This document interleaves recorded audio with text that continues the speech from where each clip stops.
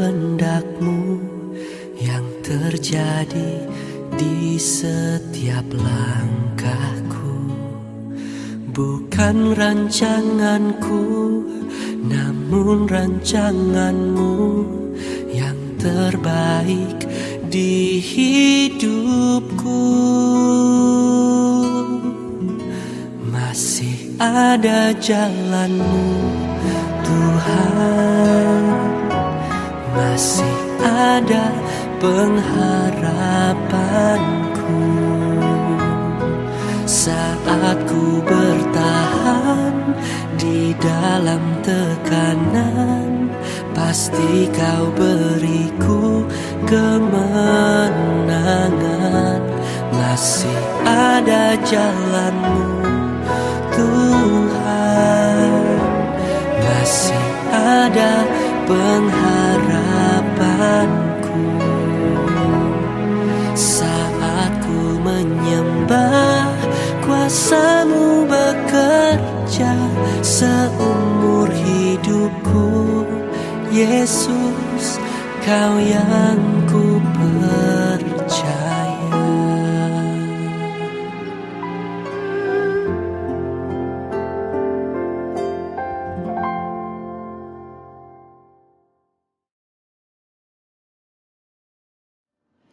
Salam, selamat malam jemaat yang terkasih di dalam Tuhan Yesus Kristus. Kembali kita bersekutu melalui persekutuan online pada malam hari ini. Mari sebelum kita akan merenungkan kebenaran firman Tuhan, terlebih dahulu kita berdoa. Bapa kami yang di sorga, kami bersyukur malam hari ini kami boleh bersama-sama untuk hadir di persekutuan online, untuk kami boleh bersama-sama merenungkan kebenaran firman Tuhan. Kiranya Tuhan menolong kami merenungkan firman Tuhan, sehingga kebenaran firman Tuhan ini menjadi berkat bagi setiap kami. Dalam nama Tuhan Yesus, amin. Saudara, renungan firman Tuhan kita pada malam hari ini diambil dari Yosua 1 ayat 6 sampai 9 dengan tema berjalan bersama pimpinan Tuhan. Mari kita membaca kebenaran firman Tuhan ini. Yosua 1 ayat 6 sampai 9. Kuatkan dan teguhkanlah hatimu, sebab engkaulah yang akan memimpin bangsa ini, memiliki negeri yang kujanjikan dengan bersumpah kepada nenek moyang mereka, untuk diberikan kepada mereka. Hanya kuatkan dan teguhkanlah hatimu dengan sungguh-sungguh, bertindaklah hati-hati sesuai dengan seluruh hukum yang telah diperintahkan kepadamu oleh hamba-Ku Musa. Janganlah menyimpang ke kanan atau ke kiri, supaya engkau beruntung kemanapun engkau pergi. Janganlah engkau lupa memperkatakan kitab Taurat ini, tetapi renungkanlah itu siang dan malam, supaya engkau bertindak hati-hati sesuai dengan segala yang tertulis di dalamnya. Sebab dengan demikian perjalananmu akan berhasil dan engkau akan beruntung. Bukankah telah kuperintahkan kepadamu, kuatkan dan teguhkanlah hatimu, jangan kecut dan tawar hati, sebab Tuhan Allahmu menyertai engkau kemanapun engkau pergi. Demikianlah firman Tuhan.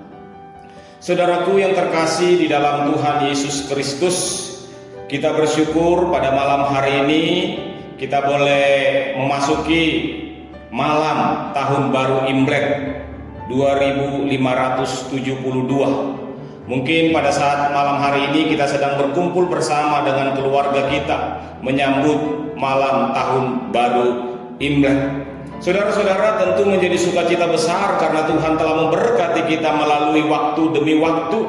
Seperti biasanya malam tahun baru selalu kita lakukan dengan berkumpul bersama dengan keluarga, makan bersama dengan keluarga, sharing, berbagi cerita, berbagi pengalaman. Tetapi juga sering kita lakukan adalah berbagi dalam sebuah refleksi. Artinya saudara-saudaraku, kita biasanya melakukan sebuah refleksi apa yang telah kita alami sepanjang setahun ini. Bagaimana kita mengalami? Tentu ada begitu banyak berkat Tuhan yang telah kita rasakan.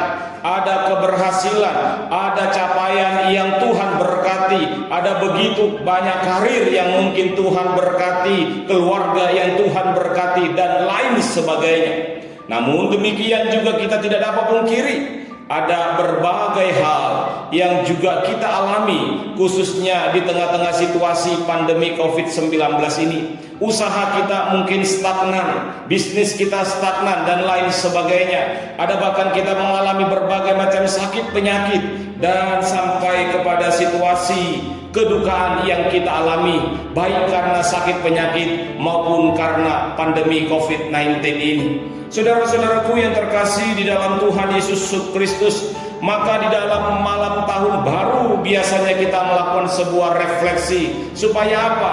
Supaya kita bisa mempersiapkan diri kembali memasuki tahun yang baru. Sebagaimana biasanya saudara-saudara, ketika kita memasuki tahun yang baru, ada saja orang-orang yang mencoba meramal, ada saja orang-orang yang coba membaca, menduga apa yang terjadi ke depan, bagaimana kita melaluinya ke depan.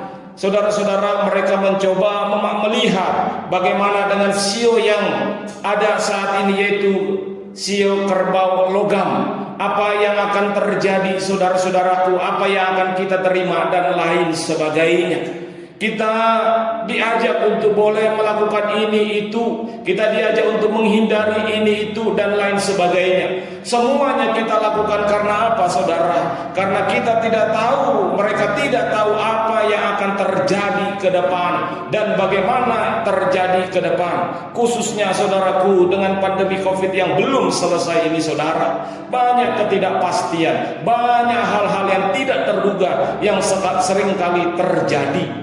Oleh sebab itu, bagaimana kita memasuki tahun baru Imlek 2572 ini, saudara-saudaraku, khususnya di dalam pandangan iman Kristen kita, khususnya mencerminkan diri kita dengan kebenaran firman Tuhan. Hari ini, saudara, kita mencoba melihat suatu bangsa, yaitu bangsa Israel, yang sedang dipersiapkan Tuhan untuk memasuki sebuah kehidupan yang baru. Saudara, telah 40 tahun mereka berputar-putar di bawah kepemimpinan Musa. Mereka berada di padang gurun selama 40 tahun. Dan tiba waktunya bahwa Tuhan melalui namanya Yosua akan memimpin bangsa itu, saudara. Saudaraku, di dalam ayat-ayat sebelumnya kita melihat bagaimana dikatakan di sana, dengan peristiwa kematian Musa, maka Allah mengangkat Yosua menjadi penerus kepemimpinannya menuju tanah perjanjian. Yosua yang telah melihat cermin kepemimpinan yang namanya Musa, Yosua yang telah menjadi hamba dari Musa, melihat Musa sekarang dipercayakan Tuhan memimpin bangsa Israel ini memasuki tanah perjanjian, tanah di mana madu dan susu yang akan mereka rasakan. Saudara-saudaraku yang terkasih di dalam Tuhan Yesus Kristus, di satu sisi pemilihan Tuhan ini menjadi sukacita tersendiri bagi yang namanya Yosua. Tetapi di sisi lain, pastilah Yosua mengalami sebuah tantangan baru. Pastilah Yosua melihat atau berefleksi ke belakang bagaimana umat ini memperlakukan Musa dan bagaimana sikap umat ini kepada Tuhan. Sehingga saudara-saudara, mungkin ada tawar hati di dalam diri yang namanya Yosua. Mungkin ada ketakutan, mungkin ada rasa kecut hati yang dialami oleh Yosua. Karena apa? Karena memang bangsa ini adalah bangsa yang tegar tengguh selama perjalanan mereka 40 tahun, saudara. Tapi hari ini Tuhan berkata kepada Yosua, persiapkan dirimu untuk membawa umatku masuk ke tanah perjanjian. Saudara-saudaraku, untuk menguatkan Yosua dan umat Israel secara khususnya memasuki situasi baru, kehidupan baru, suasana baru, iklim baru, berkat baru itulah, maka perintah Tuhan ini diberikan kepada Yosua. Setidaknya ada 3 hal yang perlu kita renungkan. Yang pertama, saudara-saudaraku, Tuhan berkali-kali berkata kepada Yosua, kuatkan dan teguhkanlah hatimu. Saudara, di ayat yang ke-6, ayat yang ke-7, ayat yang ke-9, dan bahkan di ayat yang ke-18, Tuhan juga menutup perintah ini kepada Yosua supaya ia menguatkan dan meneguhkan hatinya untuk memimpin bangsa Israel ini. Saudara-saudaraku yang terkasih di dalam Tuhan Yesus Kristus, Ini menjadi sebuah panggilan kepada Yosua yang mungkin sedang takut, yang mungkin sedang mengalami kekhawatiran, rasa tidak percaya diri dan lain sebagainya. Dibawa ke bayang-bayang kepemimpinan Musa yang penuh karisma. Dia sedang memimpin umat Israel ini, saudaraku. Itulah sebabnya ketika Tuhan berkata kepada Yosua, kuatkan dan teguhkanlah hatimu. Ini menjadi sebuah kepastian kepada Yosua bahwa Tuhanlah yang memberikan dia kekuatan, bahwa Tuhanlah yang memberikan dia keteguhan untuk melangkah membawa umatnya ke tanah perjanjian itu, ke kehidupan yang baru, yang sangat-sangat berbeda dari yang namanya padang gurun, karena di sana terdapat berkat-berkat Tuhan yang melimpah di tanah perjanjian. Saudara-saudaraku yang terkasih di dalam Tuhan Yesus Kristus, kalimat ini meneguhkan Yosua supaya ketika ia memimpin bangsa Israel, dia tetap berserah, dia tetap percaya bahwa Tuhan selalu ada bersama dengan dia. Oleh sebab itu ketika Yosua menguatkan dan meneguhkan hatinya, apa yang menjadi dasarnya? Maka Tuhan berkata kepada Yosua, yaitu apa? Supaya dia tidak menyimpang ke kanan dan ke kiri, tidak keluar dari perintah Tuhan. Yang kedua, Tuhan meminta supaya Yosua hidup di dalam pimpinan Tuhan, hidup di dalam firman Tuhan.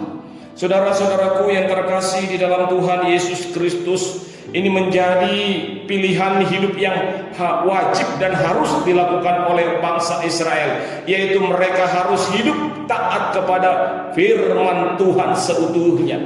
Ada kemungkinan ketika mereka sudah masuk ke tanah perjanjian itu, mereka melihat bangsa-bangsa yang tidak mengenal Allah, mereka menyembah dewa-dewanya, mereka mencari-cari Tuhannya, mereka membuat patung-patung dan lain sebagainya.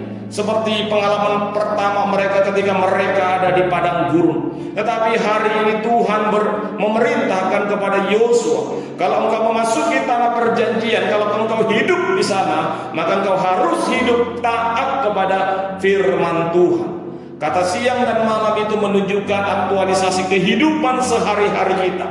Di dalam 24 jam kehidupan umat itu, mereka harus hidup dalam pimpinan Tuhan. Mereka harus taat kepada perintah Tuhan, sehingga mereka berhasil di dalamnya.